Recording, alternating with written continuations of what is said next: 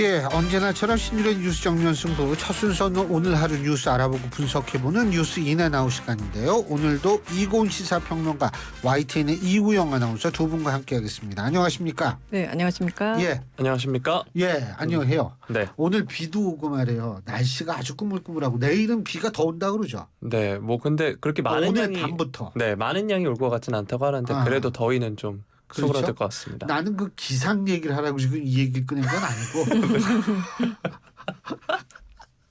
네. 예. 네, 제가 사실 요즘 이게 부담이 좀 큽니다. 그래서 그런지 좀 피곤해요? 아니요, 매일 오늘은 무슨 날일까 해서 이제 검색을 해봅니다. 6월 20일은 무슨 날일까 해서 검색을 해서 예. 뭐 누구의 생일이나 이런 걸 이제 찾아보는데 오늘이 보니까 파울루 벤투 감독의 생일이더라고요. 아, 그렇구나. 네, 저희가 이제 벤투 감독과 함께 16강이란 대성과를 그렇죠. 얻어내지 않았습니까? 저희 청취자와 함께 골드 버튼으로 나아가 보도록 하겠습니다. 예. 유튜브 구독자 그렇죠. 늘려주시길 부탁드리겠습니다. 예. 네, 신일의 뉴스 정면 승부는 댓글도 부탁드리겠습니다. 그것만? 네? 댓글만? 좋아요도 물론. 예. 네. 좋아요는 알겠습니다. 기본 베이스로. 네. 예.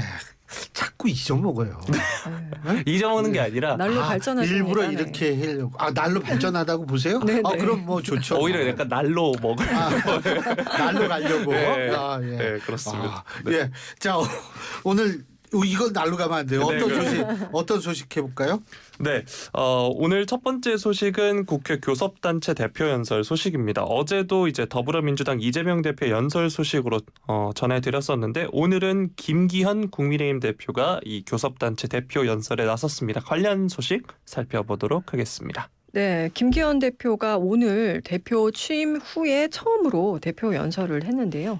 오늘 연설에서 김 대표는 이전 문재인 정부와 민주당의 실정을 지적을 하고 또 윤석열 정부가 이를 바로잡는 합리적인 국정을 펼치겠다 이렇게 강조했습니다. 이재명 대표가 전날 대표 연설에서 현 정부를 압수수색, 구속기소, 정쟁에만 몰두하는 압구정 정권이다 이렇게 비난을 했는데 여기에 대해서 되받아치듯이 김 대표는 전 정부를 사돈낱말 정당으로 규정하면서 응수했는데요. 사돈낱말은 뭐의 약자냐? 사법 리스크 그리고 돈봉투 비리 남탓 전문 아, 그게 그거예요. 말로만 특권 포기 이렇게 네 글자를 줄여서 쓴 말인데요. 뭐 소득 주도 성장 정책이 오히려 자영업을 어렵게 하고 또 조국 전 법무부 장관을 지키려 했던 점 등을 비판을 하기도 했습니다. 민주당에 대한 비판이 이어지자 의원석에 앉아 있던 민주당 의원들이 고성과 야유로 반발하는 모습도 연출이 됐고요. 또 전날 이재명 대표가 불체포 특권 포기를 선언한 데 대해서 만시지탄이지만 긍정적으로 평가한다. 국민에게 정중한 사과부터 하는 것이 도리다라면서도 구체적인 실천 방안을 제시하라고 요구를 했고요. 그러면서 국회의원 전원의 불체포 특권 포기 서약서 서명을 제한하는 것을 비롯해서 국회의원 정수 10% 그러니까 30명을 줄이자. 이런 제안도 하고 또 국회의원 무노동, 무임금 제도 도입까지 총 정치 쇄신 3대 과제 이것을 공동 서약하자고 야당에 공식 제안하기도 했습니다. 또 이외에도 한중 관계의 재정립을 역설하기도 했는데요. 김 대표는 국내 거주 중국인에 대한 투표권을 제한하고 또 건강보험 등록이 가능한 피부양자 범위를 축소하겠다 이렇게 밝혔는데 국내 거주 외국인들에게 주어지는 지방선거 투표권에 대해서 상호주의를 따라야 한다라는 건데 우리 국민에게 투표권을 주지 않은 중국에서 온 이 중국 외국인들에게 투표권을 주지 않아야 한다는 그런 주장이죠. 그리고 또 외국인에 대한 건강보험 적용에 있어서도 중국에 있는 우리 국민 등록할 수 있는 건강보험 피부양자 범위에 비해서 우리나라에 중국인이 등록할 수 있는 범위가 훨씬 넓다고 합니다. 그렇기 때문에 중국인이 더 많은 혜택을 누리고 있어서 이건 부당하다, 불공평하기 때문에 축소를 하겠다 이런 취지입니다. 이런 김 대표의 상호주의에 입각한 한중 관계 이 언급은요. 최근 싱하이밍 주한 중국 대사가 민주당 이재명 대표와 만난 자리에서 한중 간 외교 갈등을 촉발한 발언으로 논란이 된 가운데 나왔다는 점 때문에 주목이 되고 있습니다. 네, 일단 김기현 대표의 연설 어떻게 들으셨나요? 어떻게 귀로 들었죠? 이렇게 얘기하면 안 되는데. 네. 일단은 말이에요. 제가 볼 때 김기현 대표의 연설 중에서 제가 주목한 부분이 이제 국회의원 정수 문제 얘기를 했죠. 네. 우리나라 헌법상으로 보면 국회의원 정수는 이 개헌 안 해도 10%는 충분히 줄일 수 있어요. 왜냐하면 헌법에는 200인 이상으로 돼 있거든요. 그렇기 때문에 뭐 줄일 수는 있는데 사실 저는 줄이는 거 반대하거든요. 그러니까 왜냐하면 OECD 평균으로 따지면 국회의원 1인당 OECD 평균은 7만 명 조금 넘어요. 근데 우리나라 17만 명이에요. 그러니까 이게 2배도 넘는 거죠. 그러니까 우리가 굉장히 부족하다는 거죠.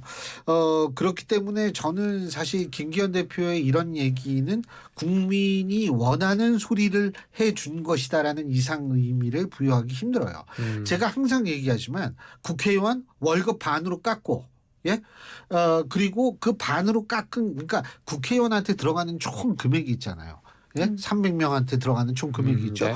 월급도 있을 거고 보좌진도 있을 거고 여러 가지가 있는데 제가 항상 주장하는 거 보좌진은요. 국회 사무처 소속으로 돌리고 국회의원 월급 반으로 깎고 아니 그 왜 국회의원이 그 왔다 갔다 하는 비용을 우리가 다 대야 됩니까? 그럼 뭐 스웨덴 돈이 없어가지고 국회의원들 자전거 타가 만들겠어요? 일단은 있잖아요. 이걸 수로 접근하지 말고 국회의원 전체에 들어가는 총액으로 접근을 해서 이걸 반으로 줄이거나 아니면 총액을 그대로 둔 상태에서 늘리거나 이런 총액으로 접근을 해야지 수로 접근하면 안 된다는 게 저의 개인적인 의견이에요. 그래서 그냥 국민들이 원하는 소리를 했다. 뭐 이런 분석이 가능하다고 보고 두 번째. 이 중국인 투표권 문제 이게 사실은 중국인만을 제외하기라는 건 사실은 조금 불가능은 하죠. 그래서 이제 상호주의를 얘기하는 건데 자, 현재 우리나라 이 공직선거법 제15조 2항 3을 보면 외국인이 투표를 할 수 있는 자격이 뭐냐면 영주 체류 자격 취득 후 3년이 경과한 사람 그리고 해당 지자체의 외국인 등록 대상에 등록을 한 사람 이 두 가지 조건이 되거든요. 그러면 지금 현재 지방선거에만 투표가 가능한데 2023년 4월 기준으로 이게 어느 정도 되냐 하면 중국이 전체 외국인 투표권을 가진 외국인들 중에 중국인이 80.3%입니다. 그러니까 제일 많아요. 타이완이 7.7%, 일본이 5.3% 뭐 이 정도거든요. 그런데 이제 사실 투표율을 보면 13.2%밖에 안 돼요. 지난 지방선거 때. 네. 투표율이 사실 높지가 않다는 거죠. 높지가 않다는 거고 그래서 이 투표율로 지난번에 본다면 지난번에 투표한 외국인이 12만 7,625명이니까 그 정도밖에 안 되거든요. 그러니까 수는 얼마 많지 않고 참고적으로 제가 말씀을 드리는데 중국 같은 경우엔 외국인 영주권자에 대해서 선거권을 부여하지 않습니다. 단 한 명도 부여하지 않습니다.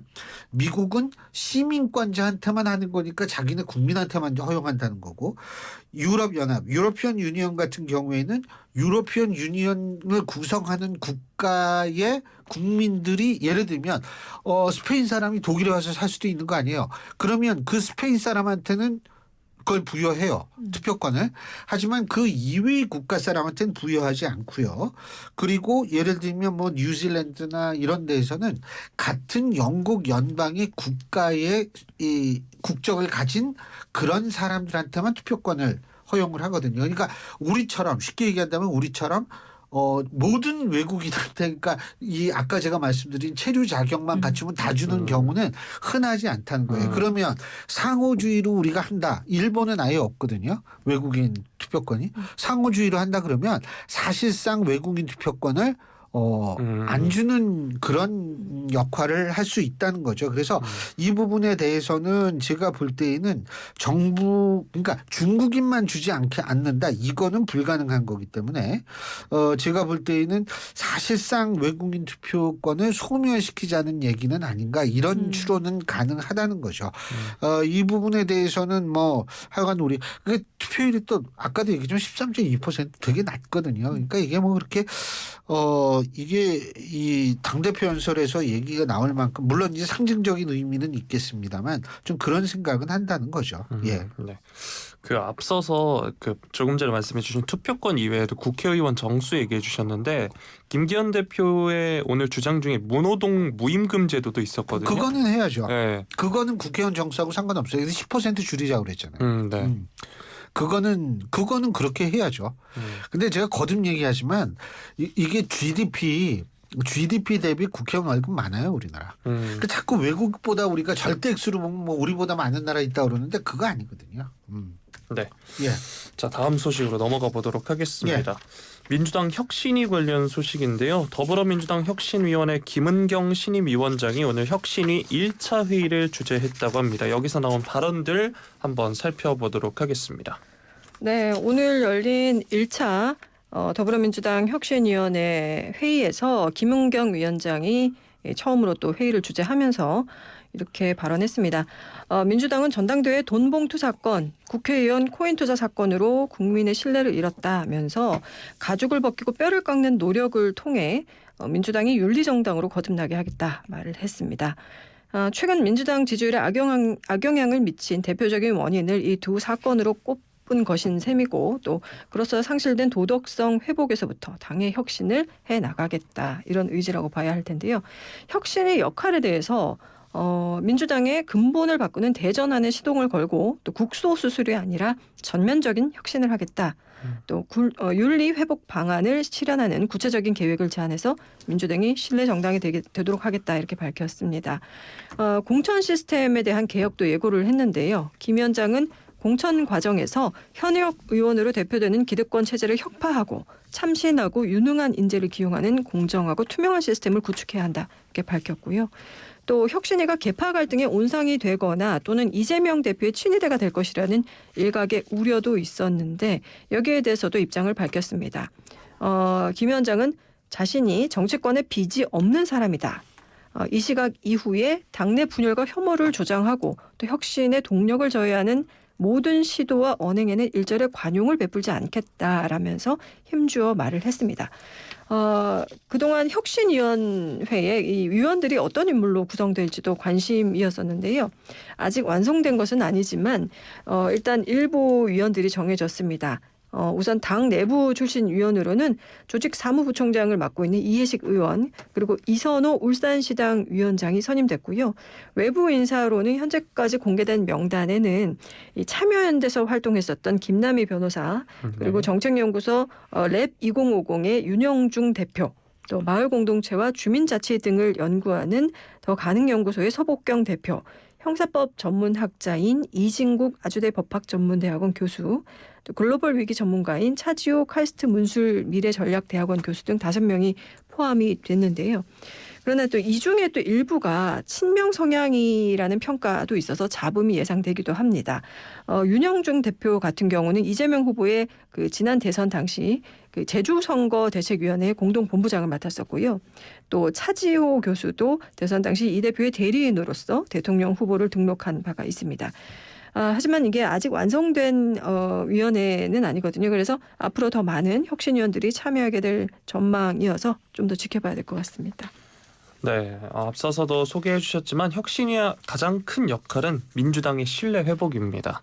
이러한 신뢰 회복을 위해서 이 민주당 혁신위의 역할은 어떤 부분에 가장 방점이 찍혀야 할까요? 신뢰라는 거는 중요하죠. 그죠? 근데 이제 신뢰가 그냥 회복되는 건 아니고 뭐 뼈를 깎고 뭐 살을 도려낸다 그래요. 가죽? 뭐 네, 가죽인가? 네. 근데 이렇게 언어가 살벌해요. 네. 근데 그 물론 취지는 알겠지만 근데 제가 볼 때 가장 중요한 건 인정할 건 인정해야 돼요.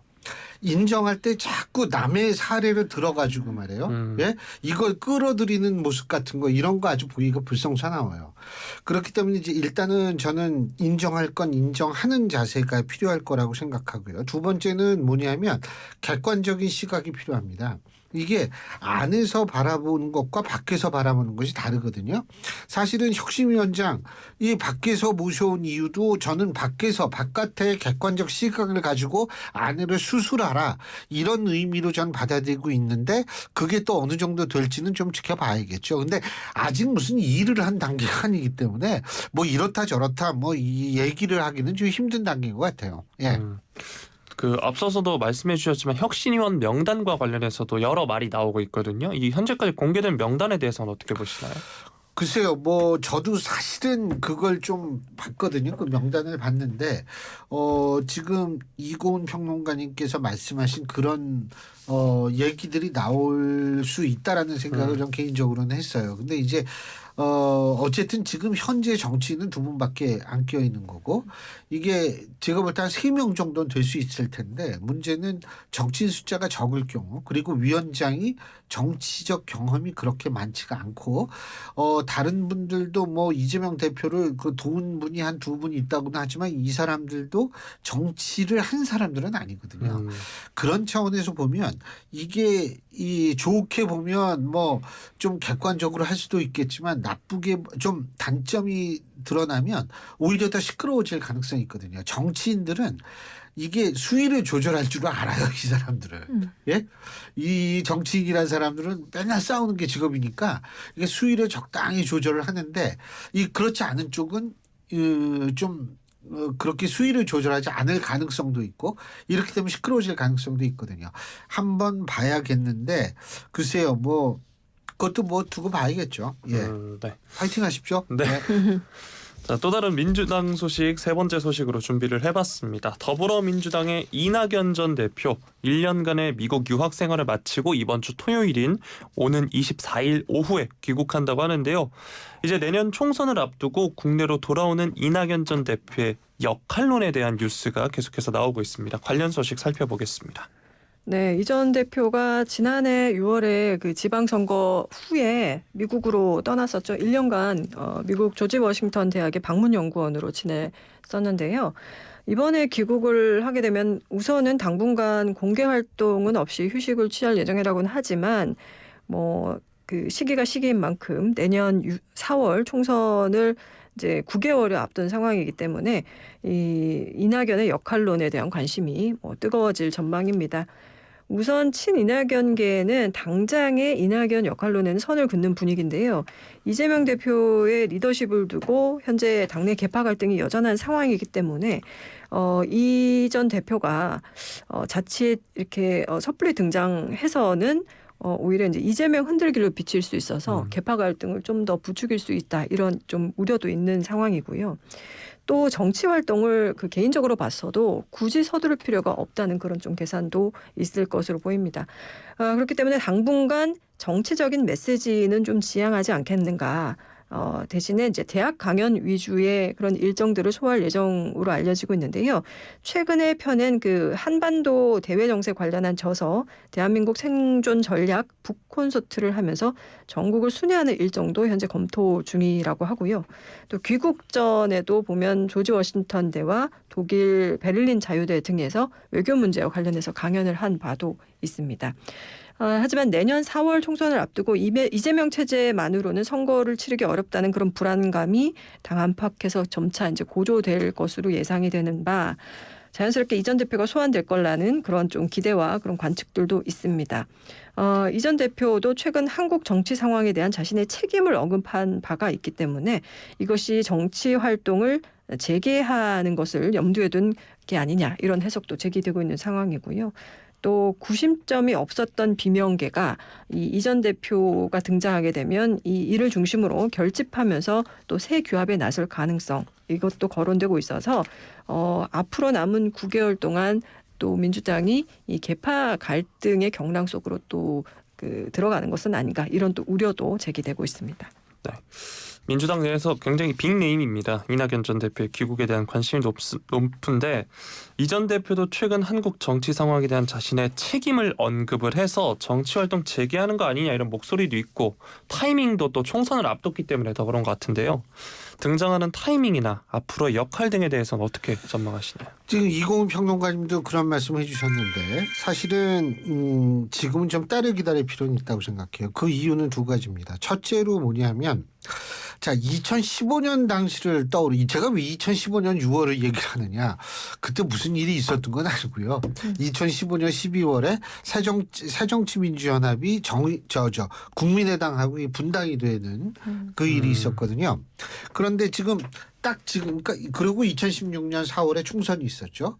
그러니까 지금 총선 한 300일 정도 남았거든요. 예? 앞으로 2015년 6월 셋째 주도 300일 정도 남은 시점이에요. 그래서 제가 비교를 하려고 그러는데 이게요, 분당이 되거나 시끄러워지려면 조건이 있어야 돼요.